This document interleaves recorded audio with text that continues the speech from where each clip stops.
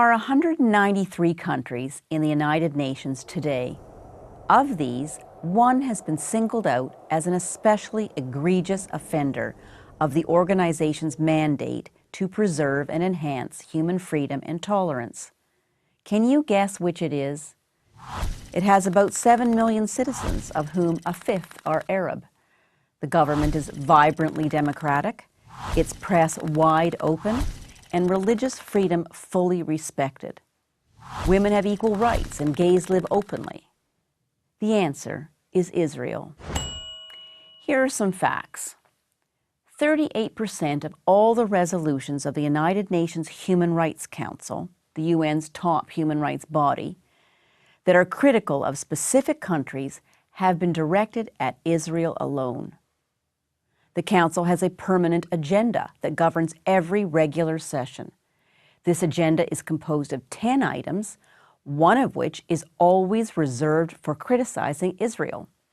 Between 2006, when the Council was created, and 2012, it published 48 reports condemning Israel. During that same period, there were 9 reports on Syria's mass killings and torture of its own citizens, 3 on Iran's genocide-threatening regime, and not one on, for example, China, which denies more than 1 billion people elementary freedoms. I could go on, but I think you get the idea. So we are faced with a choice. Either there's something very wrong with Israel that I'm not telling you about, or there's something very wrong with the United Nations that you should know about. Let's look into the history of both. First, Israel. Ever since its establishment, voted for by the United Nations, by the way, in 1948, Israel has had to fight its neighbors solely in order to survive. It has endured innumerable acts of terrorism, the most intense from 2000 to 2005, the so-called Second Intifada, in which children and other innocents were blown up in places like pizza parlors and buses and at weddings. It still suffers from rocket attacks against civilians from the Gaza Strip, which is controlled by a terror group, Hamas, whose stated reason for existence is to destroy Israel. Israel has developed a strong military and a web of security fences and walls to protect itself. Do these security measures cause hardships to people who must deal with this network? Yes, they do. Israel would like nothing better than to tear all these fences and walls down. But bitter experience informs it as to what would happen if it did. Is Israel a perfect country? Of course not. But it is one of the freest and most open societies in the world. That's Israel's history. Here's the UN's.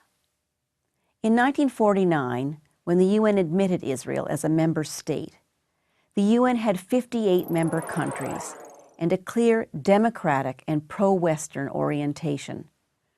Today, the UN has 193 member countries, most of which are not even free. Among its many negative changes, the UN changed the principle of self-determination from a post-World War II, post-Holocaust human rights principle to a tool to wield against the West, especially against Israel. The Palestinians became the very paradigm of the oppressed, and Israel became the great oppressor. This reached its fullest expression at the notorious Durban Conference, held in South Africa in 2001. The Durban Conference was billed as a UN World Conference against racism and intolerance, but it turned into an orgy of anti-Israel and anti-Jew propaganda. Of all the bad actors in the world, the final Durban Declaration found one state guilty of racial discrimination. You guessed it, Israel. The Durban Declaration, however, remains to this day the centerpiece of the UN's allegedly anti-racism agenda. There's only one country in the world whose very legitimacy is questioned. only one country that is openly threatened with annihilation. That country is Israel. And what has the United Nations done about it? Worse than nothing. It has itself become a global platform for anti-Semitism and the destruction of the Jewish state. I'm Ann Bayefsky, director of the Touro Human Rights Institute for Prager University.